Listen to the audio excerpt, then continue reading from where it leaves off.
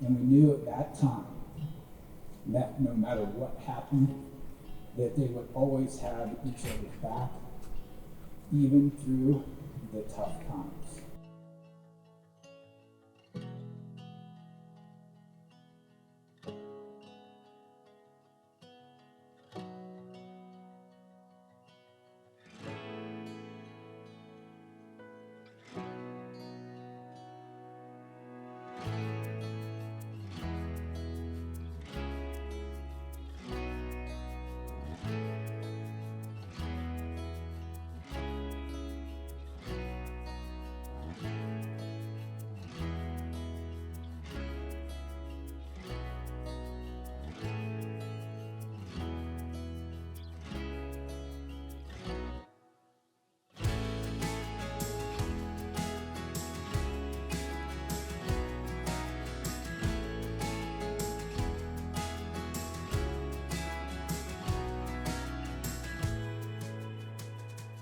So some people here might not know this, and others know it painfully well, but this relationship started as a crush back in 2017. A crush is a really funny feeling to have. I knew in my mind what we could be, and I knew for sure what I wanted us to be, but it all just existed in my head. When you moved to Chicago and we started dating in 2018, I realized the relationship I had pictured wasn't even close to the incredibly loving and supportive relationship we've continued to build since that day. My favorite part of us is that the crush is still there. I still find something new about you that I fall in love with every single day. Sometimes I still blush when you look at me in certain ways or when you start to tear up at the altar at our wedding. And I still get excited every time I get a text from you. Rachel, you're the most passionate, driven, loving, and caring woman I know. You make sure the people around you know how much you love them, and you don't ever let anyone down. You're so thoughtful and intentional in everything you do, and I'm so lucky that I get to spend every day with you as your husband. Today, I want to promise to be the absolute best husband I can be with these 7 vows. I vow to do everything I can to make you feel safe. I want you to be able to be the best version of yourself, and I know you can do that when you feel protected and secure, even if that means leaving our cheap Rogers Park rent, mice, leaks, and all. I vow to communicate with you. I never want to leave you in the dark, and I love how openly we talk about everything. I promise to listen and tell you what's on my mind as much as possible. I vow to put my trust in you and to be someone who's worth trusting. I vow to be on your team in everything we do. I love the way that we work together in everything, and you're always the best teammate, whether that's supporting each other in our careers, doing day-to-day things, or just reminding each other to take a deep breath, which would probably be useful right now. I want to be there for you every single day. I vow to someday be a loving father to your children. Family is so important to us, and I can't wait to start ours soon, maybe even by the end of 2022. I vow to let you bring me out of my shell. You know I hate crowded bars, and if it was up to me, my introverted self would be home on the couch every single night. But on this day, I'm promising to go dancing with you at least once a year from this day forward, but tonight does count. Okay, all right. And finally, Rachel, I vow that this crush on you is never fading and that I'll love you for the rest of my life. I can't say that we fell in love at first sight, or that I wasn't hesitant to go on a first date with one of my best friends. But I can say with 100% certainty that I'm about to marry the man that I am supposed to. You are the eyes, my eyes, in the rain on a late night drive, my calm in the middle of a crazy storm, my warmth when I am cold, my guiding light when I am lost. You are the love that I never thought that I deserved. Over the past 3 years, we have experienced great triumphs and overcome incredible challenges. While the trail sincerely pushed the boundaries of what I thought I was capable of enduring, with you, I know that I will always be okay. Nathan, I love you more than I ever thought I could love another person, and I'm so excited to be marrying you today. As we continue to grow in our lives together, I have a few promises that I would like to make. I promise to always laugh at all of your jokes, especially the really cheesy ones. I promise to always support your dreams, no matter how big or how small, or if they take us all across the country. I promise to never judge you when you lick your plate clean, and to fall asleep on the couch extra early a couple nights so you can watch all your crazy shows. I promise to say I love you before I fall asleep each and every night, to never stop learning you, and to always trust that when challenges arise, we will find our way through them together. I promise to be the best mom that I can be as we grow our family together. And most importantly, I promise to love you unconditionally. Standing here in front of you today and making these promises, I feel safe. I am eternally grateful for the opportunity to love and be loved by you. I love you more than a surprise side of pickles.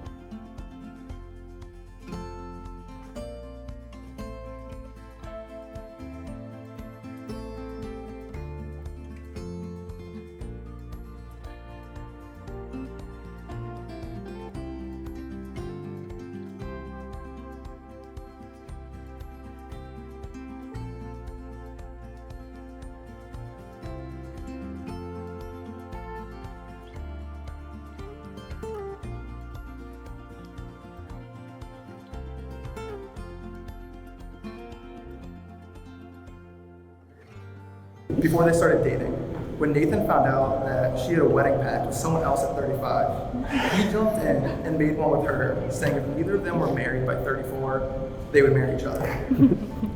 It was at that point that it became so obvious to everyone, but Rachel and Nathan, that they were destined to be together. Countless times their friends had to listen to them say that they were just going on friendship dates, or that flowers were a perfectly platonic way of showing someone your friendship. Or that it was completely normal that a single guy and a single girl spend every weekend together and don't have feelings for each other. But everyone else knew that one day these two would get married. And well, here we are.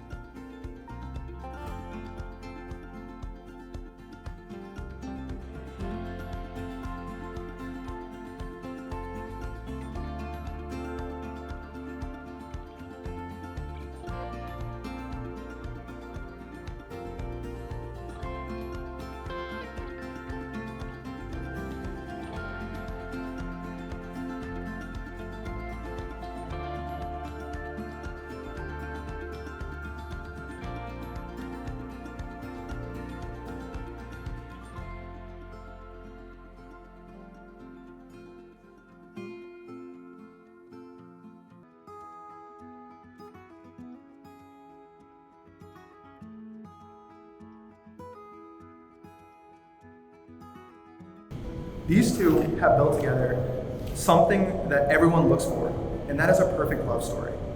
Not perfect in the sense of without flaw, but perfect in the way that is so uniquely theirs. It started as two people on their own path that have crossed and appear to have tied together like some kind of knot. They built a love with a strong foundation and four main pillars: friendship, communication, patience, and love.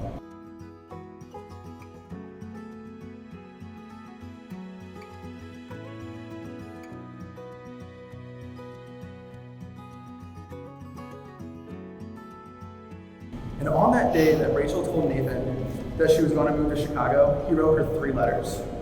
One for the day that she moved, one for the day that he asked her to marry him, and another for their wedding day.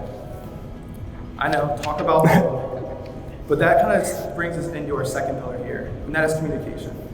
Nathan had a lot on his heart, and he wanted to communicate with Rachel when he knew this thing was actually going to happen.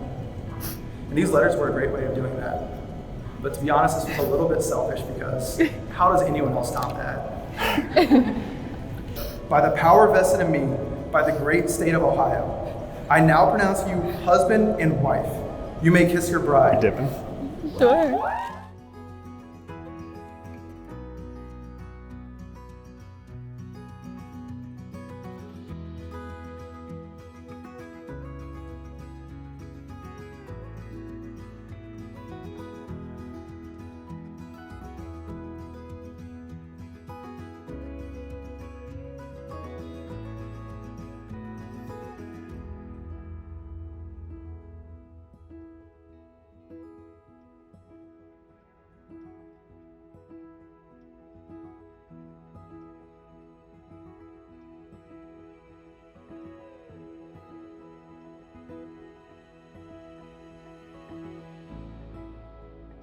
This is what I said to Nathan when he asked for Rachel's hand in marriage. I said, Nathan, Robbie and I did not know the power of love until Rachel was born. It was in that minute that we were just overcome with this feeling of love and responsibility. And we love her more than words could express, which is why we were so ecstatic that Nathan was sitting across from us, asking for her hand in marriage. We couldn't have been more happy or more proud.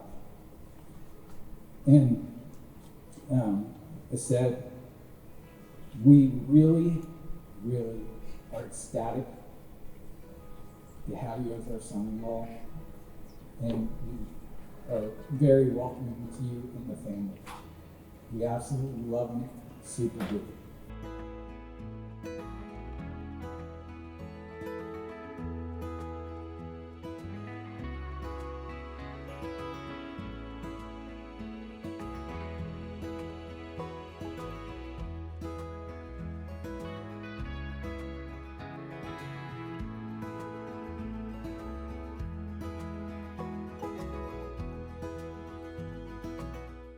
After they got engaged, Rachel said, Nathan, what did my dad say when you asked? He said, I have no idea. I can't remember anything. It's all a blur. So, Nathan, I'm going to fill you in on that lunch right now. So, I'm going to give you a little bit of that lunch now. And in a few minutes, I'm going to give you a little bit more. But that lunch started with Nathan sliding over a goat and said, hey, look, I would love to have your daughter's hand in marriage. I've got this goat. Now, I'm looking at this goat, and I'm containing my excitement, because I'm not gonna lie, I was pretty stoked.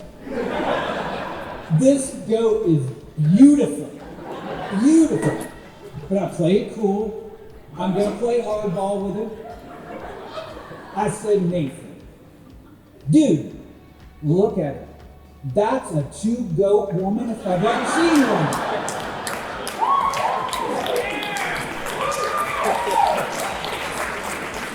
So I'm happy to report that we are the proud owner of not one, but two beautiful goats.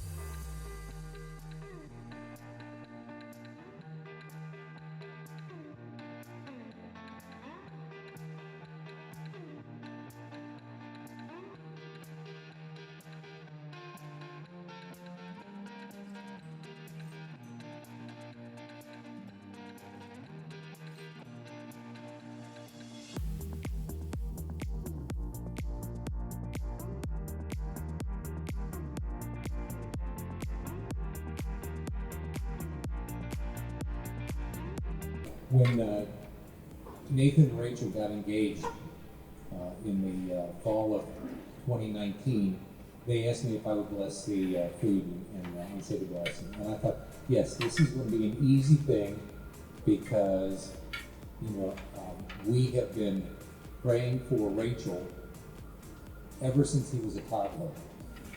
He didn't know her, we didn't know her, but one of the things we do for all of our kids is pray for their future mates. And so Rachel, you were prayed for ever since he was a little boy. And we were thrilled to have him.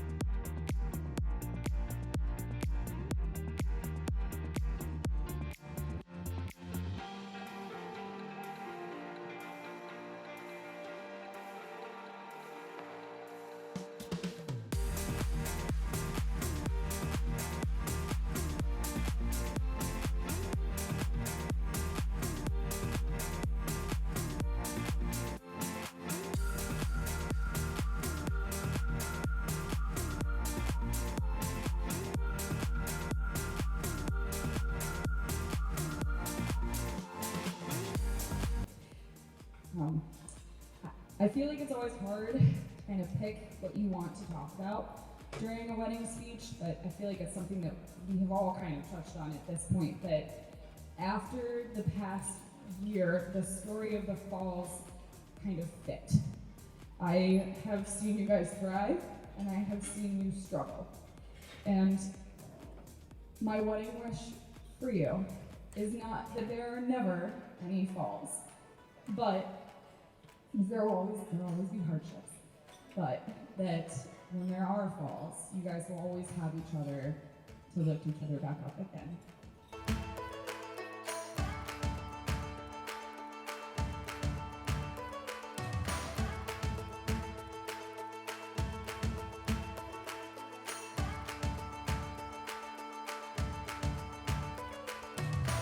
Each other, and I'll say that I'm not gonna act like I'm the wisest in here when it comes to relationships, but in all relationships there are arguments, there are fights, and I think what sticks out to me about your guys' relationship is your ability to resolve conflict and to reconcile with each other. And I would say that that is an extremely important part of your relationship to go along with what Matthew touched on this afternoon and what Mr. Brady touched on. So with that, I'd like to raise a toast to Rachel and Nathan Lutz. And as of right now, Rachel, you are officially in the family group chat.